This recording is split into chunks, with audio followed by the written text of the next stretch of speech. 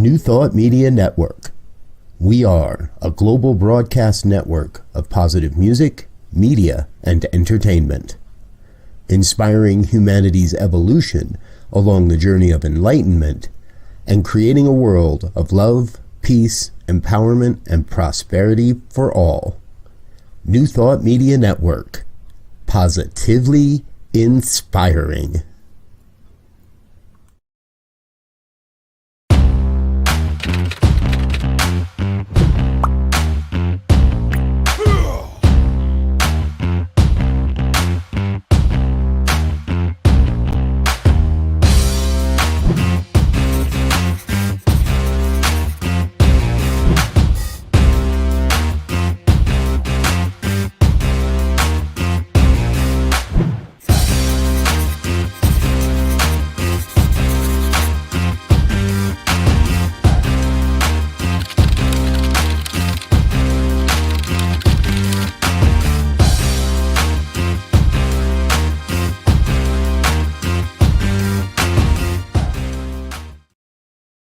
Good morning and Happy New Year to everyone. It is my pleasure to be here with you today as we move down the road of 2023. As we kick off a new SOM lecture series, you know it's back to basics. And so I'm so excited to be here with you to kick off that program with the one and only, no pun intended, the thing itself. The thing itself. And so I'm so glad everyone's here. Please drop some comments in the comment box. If you got any questions, drop those in there as well. I promise you we will have a moving next 30 minutes, 35 minutes as we begin the year looking at the thing itself. God, spirit, divine essence, universal mind. It goes by so many names. And I am just enamored, if you will, to have this opportunity to kick this off this year as we go through each year the entire Science of Mind textbook so that we begin to not only hear these ideas and have conversations about these ideas, but to begin to ingrain them in ourselves so that we become the living essence of the book, so that we understand that we are the embodiment of this idea of religious science where we live life on purpose. And so that is where we are today. So just to get things started off in the right frame, I'm going to just say a quick affirmation prayer here to center us. And so, dear Mother, Father, God, that divine universal essence of life, that balancing principle, that idea in motion that allows us to bring forth the gifts, the beauties and talents that have been instilled within us, but are really representatives of the Most High God. And so as we start this lecture with the thing itself, and as we start this year and kick it off with an idea of love, life, and one thing that myself and my colleagues and co-hosts and friend Reverend Briz, we are looking at how this begins to activate the beloved community. In essence, it is the essence, the very essence of the beloved community. So with that, we just released this knowing that all is well, God is good, and believe me, there is absolutely no place where God is not. And we will get into that today. And so with that, I release, I let go, and I know that it is so, and so it is. Amen. And so, good morning once again. Thank you for being here. As we look at this topic, the thing itself. Now, first and foremost, I want to share this quote that Dr. Holmes put in the first issue of the Science of Mind textbook. So in the first issue of the Science of Mind magazine, rather, this was in 1927, Dr. Holmes said, I believe that the universal spirit, which is God operating through a universal mind, which is the law of God, and that I am surrounded by this creative mind, which receives the direct impulses or impressions of my thoughts and acts upon it.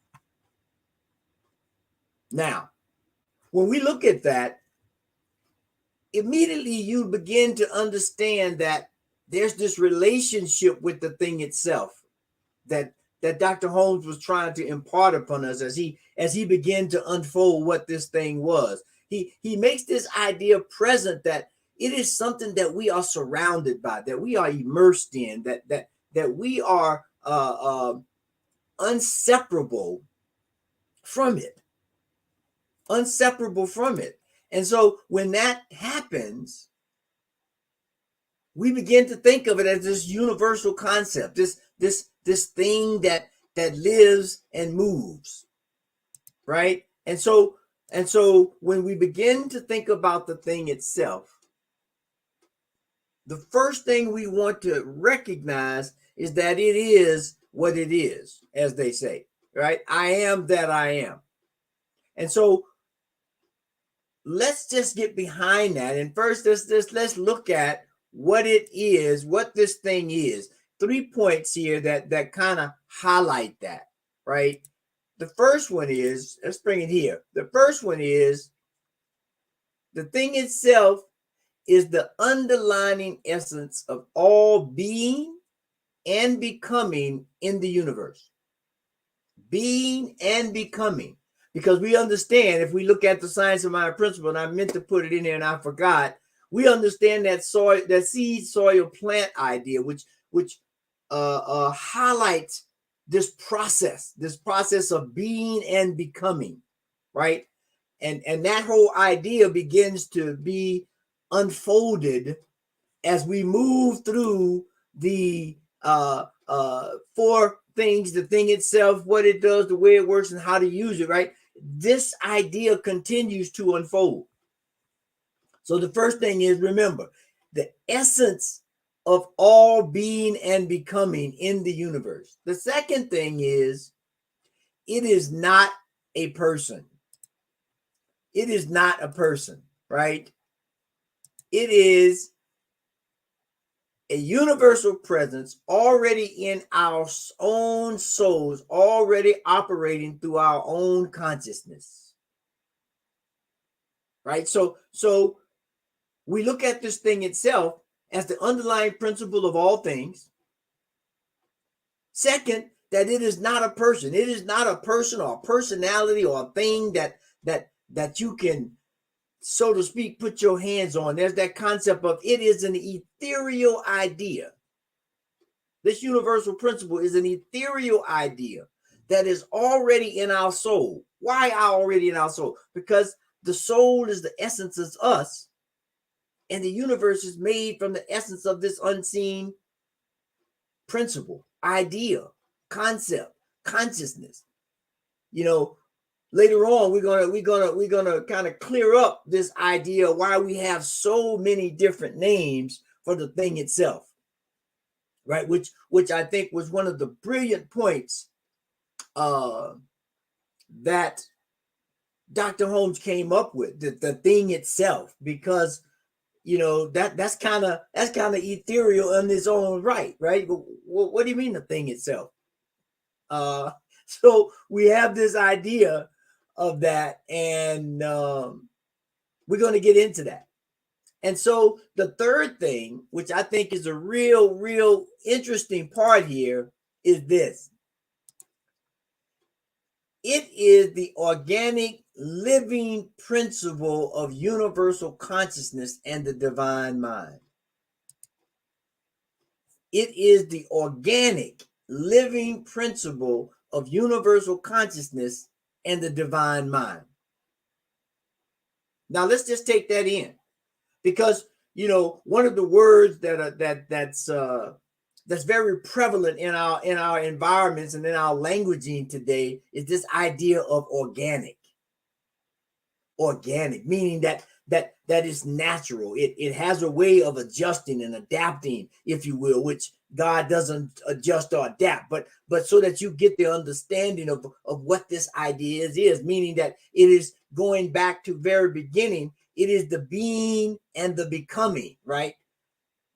Because it is a living, organic idea, consciousness, mind. And so the thing itself, just in summation here, is a universal principle that is organic. It is not personal. And it is the underlining impetus, if you will, for all being and becoming throughout the universe. Does not matter, throughout the universe.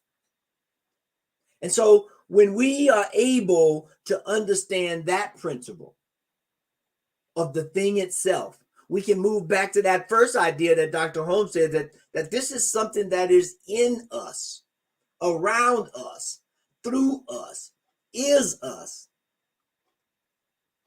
And when we can get with that, we got a good start. We have a foundation that is strong. We have a foundation that allows us to create within that space what we will. And that is the essence of science of mind, religious science, is that we understand that thought is creative. And that is because the essence of the universe, the thing itself, is creative.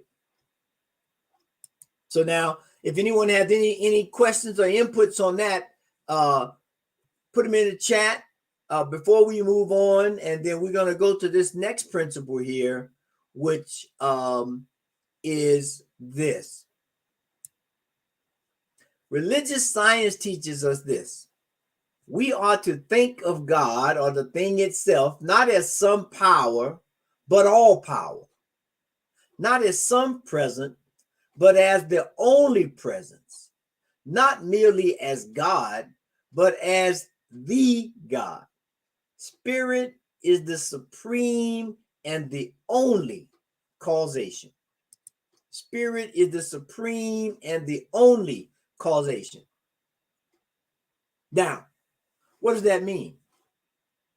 That means that anything you see within the entire universe is the movement of God. It is the movement of the thing itself. As that other slide showed, it is the becoming process. You know, when I was growing up, and I'm sure a lot of you have heard this phraseology that says, don't judge a book by its cover, right? Well, that's saying you cannot necessarily understand exactly what something is by first glance. That you have to be able to give it time so that you understand that this thing, God, is not some power, it is all power. That it is not some presence, it is the only presence. Now, this is kind of hard to take in maybe for some people because we have been raised up and live in this world of separation where we've been taught and because we've been taught this way, our experiences are based on that. This idea of I'm separate from you, you're separate from me, we are separate from the trees are separate from the sky. But in reality, that's not true. That's not true. There is a connection to everything in the universe. And that's why we say if this thing itself, the living spirit, the organic essence of life, is all there is, and as Ernest would say, it is that thing that we live and move and have our being within, then that's the way we have to perceive it and use it if we're going to do it correctly. Because the whole essence of understanding the thing itself is the part that's coming up next week, is how to use it or what it does, right? Because if I have a hammer and no one ever tells me what it is or how to use it, well, I may hit myself in the head with it, right? That's not what it's for. It's for driving nails, not hitting myself or anyone else in the head. So this part of the teachings of Ernest Holmes, of religious science, is crucial to moving forward. It sets the foundation. It puts that first step firmly and balanced and evenly on the ground so that we can continue to walk, as they say, into the light of understanding, into the manifestation of a life that is greater than anything we can think of. And so then once we understand this, that God is all there is nothing outside of it. When we do that, now we're ready to move into this next concept, which is how do we begin to really know it? How do we begin to really, as they say, vibe with this vibration of universal intelligence, right? And so we move to this point. The thing itself is one indivisible essence which cannot be destroyed or rendered relative to anything larger than itself or outside of itself, or be caused to be what it is, or to become different from what it is by any outside agent. Now that's a mouthful. I know that is a absolute mouthful. But the thing that I want to point out here is that this last part says that there is nothing outside of itself that can basically cause it to do something different, right? You can't influence God. You can't bribe God. You can't work outside of the agency of the divine itself. And so when we understand that, we look back at the very beginning of this talk here where we say that it is the essence of all things. So first, there is nothing that can do any of these things because there is nothing outside of itself. But often, and the reason this is coming up now is because often, due to this idea of separation, we think we can influence God. We think we can coerce God. We think we can do all these maturations to have the divine intelligence of the universe operate within our lives. And that's not the case. The way we begin to understand and receive the benefits of the divine is by putting ourselves in alignment with the principles, with the understanding of this divine mind. When we can do that, we are well on our way to being agents of the Creator. So plainly put, God is all there is. There is nothing else. So there's nothing to petition outside of itself. There's nothing to coerce it. There's nothing to do any of these things that we are used to doing in our daily lives, where we try to influence, encourage, manipulate. Any of these things, they don't necessarily work. They may appear to work, but to really get them to be a perpetual event in your life, to become your lifestyle, if you will, or your way of life, which is a better way of saying it, we have to put ourselves in alignment with that principle. And rather than thinking of it as a theological abstract, because that's how a lot of us look at God or the thing itself, as this theological abstraction that we have to go through all these maturations to understand and realize. But the real story is this: it is a living entity that manifests itself in everything. And if that's the case, it's a matter of alignment. It's a matter of alignment. We think about the seed soil plant, right?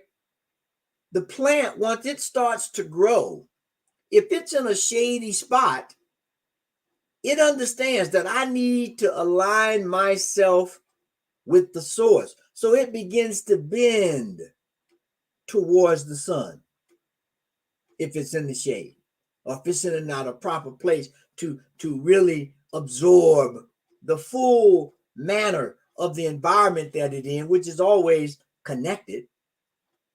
But everything within that plant and its environment understands that for this plant to be the best that it could be, for it to be a true extension of the divine, it must bend back and align itself with the source.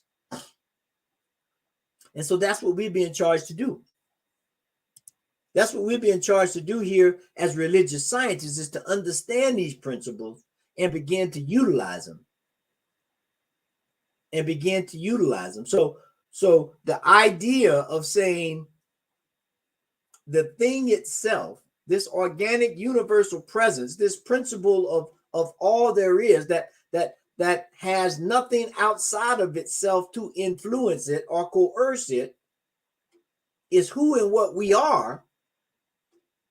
Then the idea is to align. I mean, a perfect example is this. If we looked at our body as a metaphor of the thing itself, right? Within our body, there are all kinds of things going on right now. There's chemical processes, there's digestion, there's respiration, there's circulation, there's elimination. There are all these things that make up this unit called me, called you. And when they are in alignment, there's a fluidity, there's a insight and a knowingness that happens within the body that you don't even have to think about once it's aligned. We've been here 20 minutes or so, and I'm willing to bet dollars to donuts there's no one on this call, or those who may hear it later, has thought about breathing. Not 1 second did you think about breathing. But because we are in alignment with this principle, the breathing just takes place naturally. Now, if we put ourselves out of alignment, we start bending down and crawling through things where our diaphragm is oppressed and our lungs are depressed. We will begin to think about breathing because now we're out of alignment, right? And that's the nature of things, because there is this perpetual motion, right? There's that that idea in the beginning that says the being and the becoming, which means there's some maturations in there. There's some movement in there. There's some things going on. But that is part of understanding this process. That's a part of being one with all things and putting ourselves continually in alignment, because we are becoming, meaning we are always unfolding. We're always learning. We're always having greater insights of what this thing called life is. And so I'm going to stop right there for a moment and see if anyone has any questions or comments or anything of the sort. Because remember, this concept of the thing itself is critical to everything that's going to come after. Because, as I said a moment ago, it is the foundation of this teaching, and not only this teaching, of all teachings. And beyond the teachings, it is the foundation of the universe. So understanding this concept called God, called the thing itself, the essence, universal mind, the Atman, the all of these names that we have come up with to describe the thing itself, which is hard. How do you describe the thing itself when you can't get outside of it? So you call it the thing itself, or you give it some other appropriate name that you can have an affinity to, that you can have an affectionate relationship with. so that you begin to allow it to unfold in your life, so that you begin to allow it to be your guiding light, your guiding light. And let's just be clear that everything unfolds as it should, and everything is this process, as we see with the yin and yang symbol, of that is the process of becoming. We go from so-called light to so-called dark. But there is no value proposition placed to either light or darkness. It is the thing itself. It is all there is. And it is trying to show us, it is trying to impress upon us that there is this process of folding and unfolding that allows life to be, that allows you to be, that allows me to be. And so the understanding of the thing itself will allow us to move away from judgments, to move away from separation ideas, and to move away from anything that begins to put us in a position of not being in alignment with this universal principle of understanding and love. So if we don't have any comments or questions, let's move on. Let's move on. So the next thing that we want to impress upon you, and that I think that is critical, is this.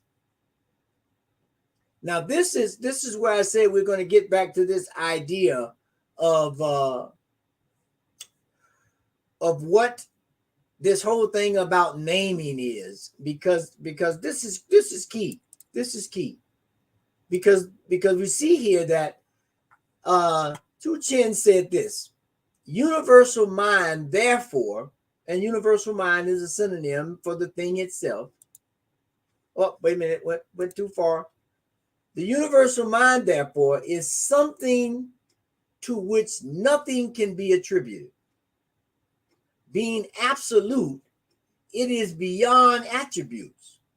If, for example, it were to be described as infinite, that would exclude from it whatever is finite.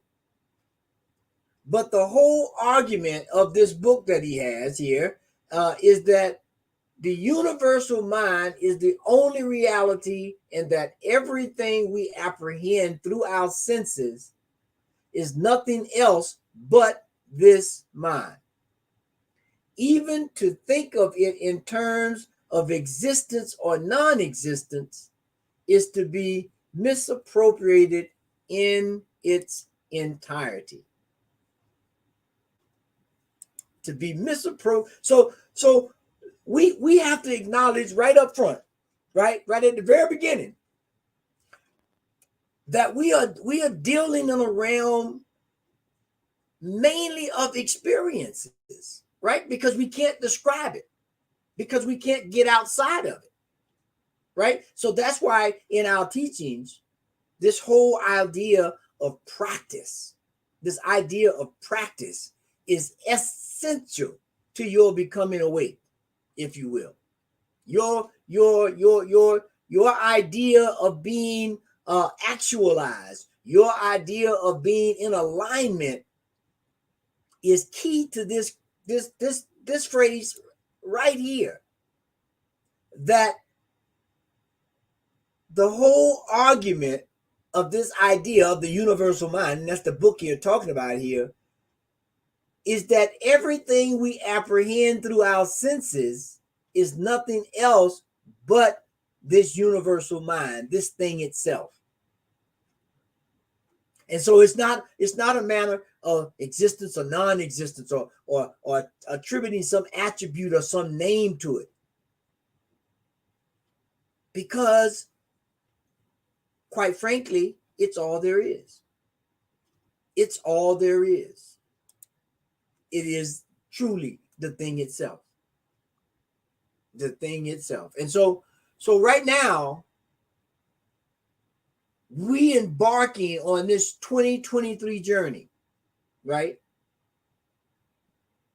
And as we go on this journey, you know, if we have any campers or any hikers or world travelers, one of the first things most conscientious individuals that are participating in those different activities, the first thing they do is they sit down and they try to understand what it is that I'm finna get myself into.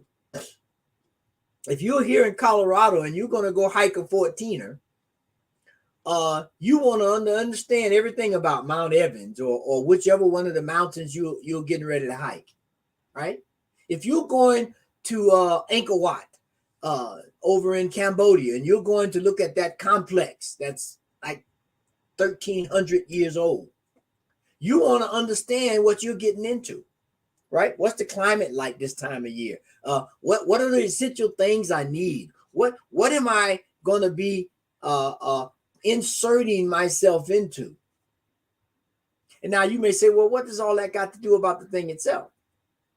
It has everything to do about the thing itself, because what these activities give us the insight into when it comes to the thing itself is that we have to understand the engagement that we are involved in.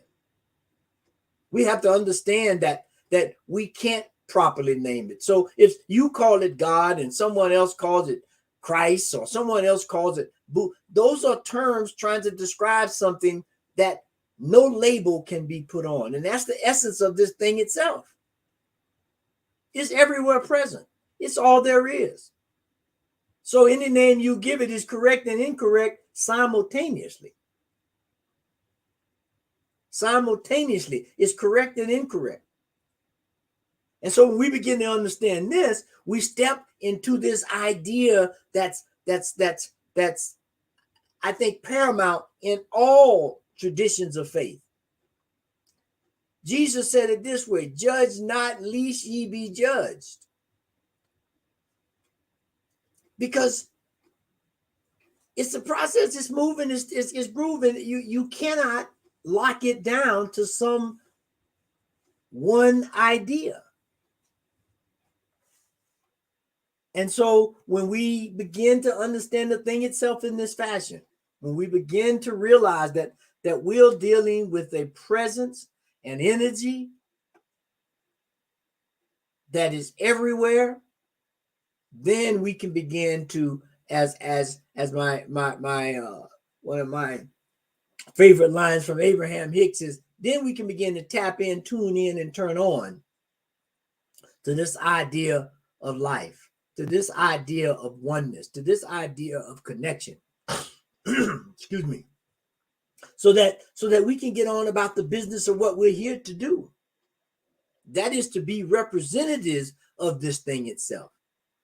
And representative is not quite the right word. It's more come here to be an expression of the thing itself, to show you through the beloved community the 360 degrees, if you will, of the thing itself, all the various aspects that it may take in this process of becoming. And so when we can do that, when we can tap into that understanding, we move to this last slide, which I think is crucial. And it's this: there is a power greater than we are, and everything that is visible is hitched to it. An invisible pattern, a divine pattern. All things come forth from it, and all things return again to it. And we are in it, and it responds directly to us personally on the level of our consciousness that it is responding from the ideas of power. Now that's heavy work right there. When we understand what the thing itself is and we look at this concept, that there's this power greater than us, but it's also us, and that it is moving within us, and it allows us and responds in a correspondent and responding kind of a matter to our thoughts upon it. Now we're moving. Now we are moving in a way that allows us to find our own personal alignment. To find our own personal alignment with the thing itself. It's like the alignment, as we used in the metaphor earlier, the alignment of our internal system called me, called you, this body temple. Right? When the heart does not have to think it's a lung or be jealous of the lungs or jealous or judge the kidneys or the liver, knowing that it's all a part of one essence, it can go about doing its thing because it knows they're connected. If the lungs stop providing oxygen for the heart, which is pumping the blood, it's going to have a problem. And so it's not going to be judgmental. It's going to start pumping harder because it's going to say, hey, I need some more oxygen. So I got to, if I beat faster, we can get things back in line here. That's what we're engaged in when we begin this journey of religious science and science of mind to really become true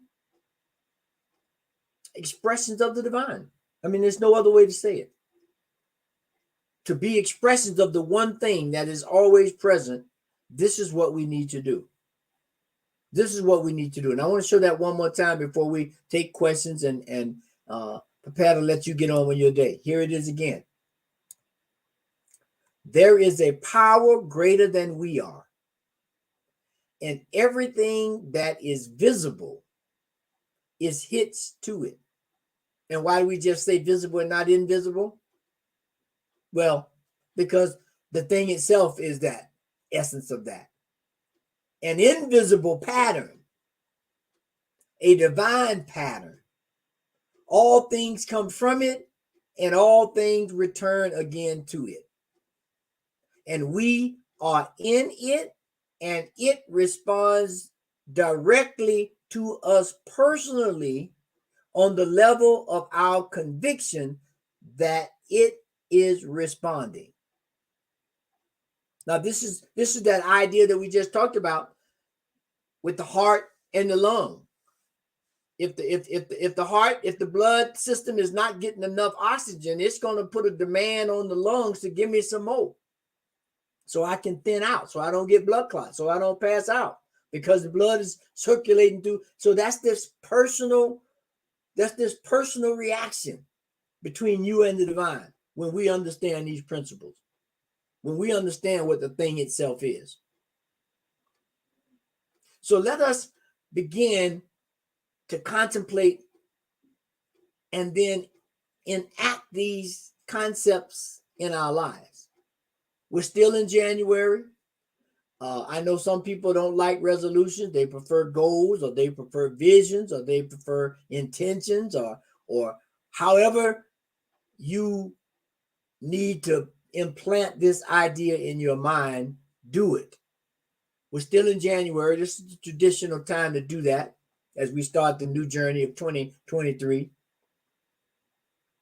Because one thing I know, and that's this, that for anything to be successful, I don't care whether it's a business, whether it's a sports team, whether it's an operation, no matter what it is, for it to be successful, there has to be at some level, and because this thing works at a conscious and unconscious level, sometimes, one may be out of more alignment than the other, but when it's in alignment, whether it's conscious or unconscious, we surrender to this idea of this universal presence, this divine pattern called the thing itself.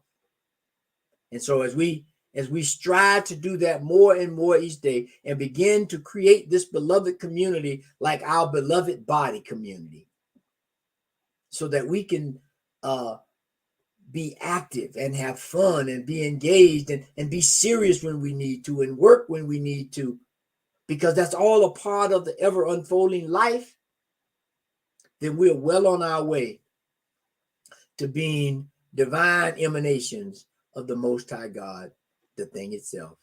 And so it is. And so that's all we got. That's the day, the thing itself. And I hope that there's been something here that has sparked your curiosity, has rekindled your flame, has said, hey, I need to check this out, or I need to go here or there to find out more about this thing itself.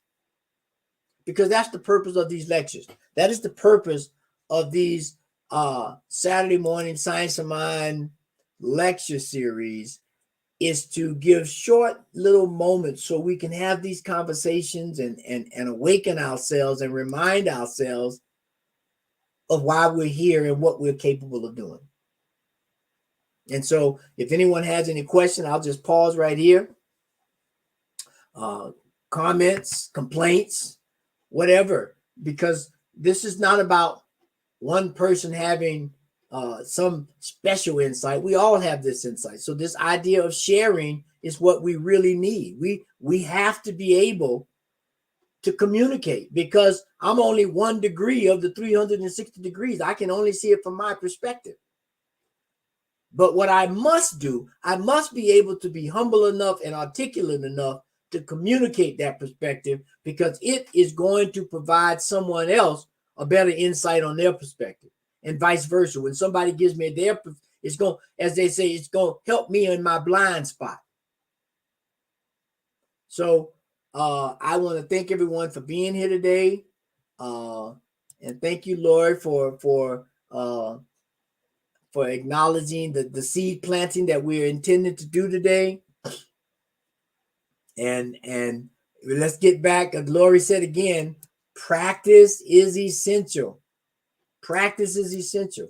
And that's why we do this. That's why we're here, to talk about, encourage, and hopefully inspire every one of us to find a practice that works for us, so that we move in a way that allows God to be present in everything and all things at all times. And so with that, I just want to thank you again. And I want to run I'm this Rev Elzia Sekou, also known as Rev Z. I'm the senior minister at CSL Denver.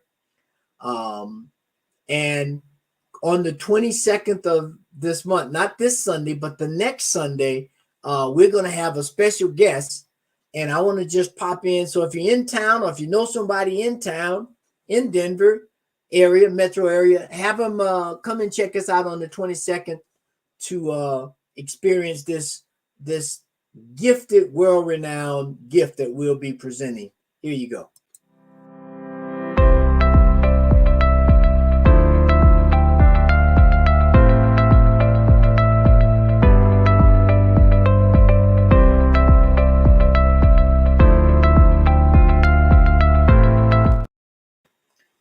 And I hit the wrong one. I thought I had that lined up, so please forgive me. And of course, I'm not going to find it because I thought that was it. But what we're having is the Jamie Lula, world-renowned Jamie Lula, will be in the building. 216 Grant Street, Denver, Colorado, as we continue this Back to Basics series. So I hope you be able to catch us. We'll be streaming on live, and for those in the area, please show up and help us continue this process of learning, education, and uplifting each other into the presence and essence of this thing called you. And so I'll close with a short prayer, and then we will let you get on with your day. So as we take this breath,